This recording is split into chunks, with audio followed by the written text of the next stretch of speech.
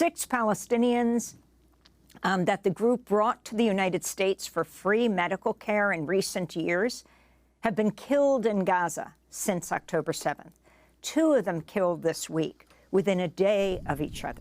Izzeddin Nawasra was killed on Christmas with his entire family. And Mohammed al-Ajuri was killed the day after Christmas with his wife and baby. Steve Sousby, our deepest condolences. If you can talk about these 2, well, people who were children when you met them, when they were brought to the United States, you brought them to get them medical care, and now killed in the Israeli attacks in Gaza. Tell us about them. Yeah, well, both of them were amputees. Both had been shot by snipers during the Great Return marches of 2018. They were teenagers who were participating in peaceful protests at the gates. They're at the borders of Gaza. They're refugees. They were born into refugee camps in the Gaza Strip. Their families were the descendants of refugees from 1948 when the State of Israel was created, and were, as all refugees in Palestine, demanding the right to return to their villages, to their homes, to their towns within Israel.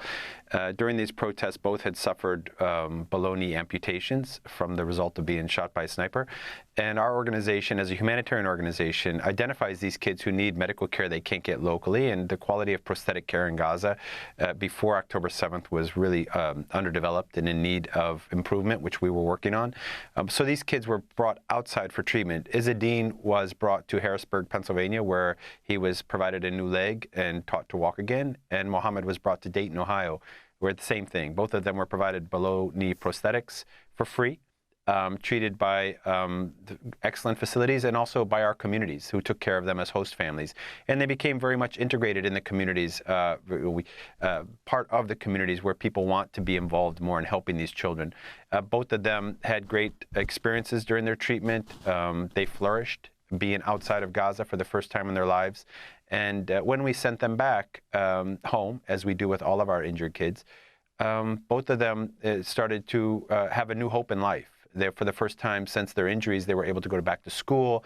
They were becoming independent. They were mobile. In the case of Izzeddin, we even hired him to become a field worker for our organization. And one of the areas that he was quite interested in was photography. And so we gave him the opportunity to learn and to train in photography to become part of our communications team.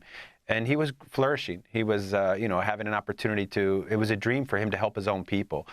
I've been in touch with both of them during the war, the bombings in Gaza, and Izzeddin in particular I was quite close with because I had taken him back home after his treatment, and he had mentioned that he was still alive, because that's the communication you have with people in Gaza these days. It's just a very basic, are you still alive?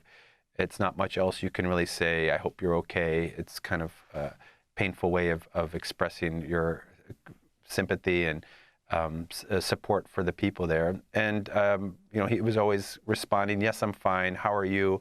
And then recently was asking, how can I do more to help my people? I'm looking for ways to be part of, humanitarian work here on the ground during this terrible crisis. So even during this period, a boy who had lost his leg and who was, disabled for the rest of his life in a certain sense, was looking for ways to help his own people during this terrible crisis. Both of them are, as you mentioned, 2 of 6 kids that we brought to the United States who've been killed over the past 2.5 months.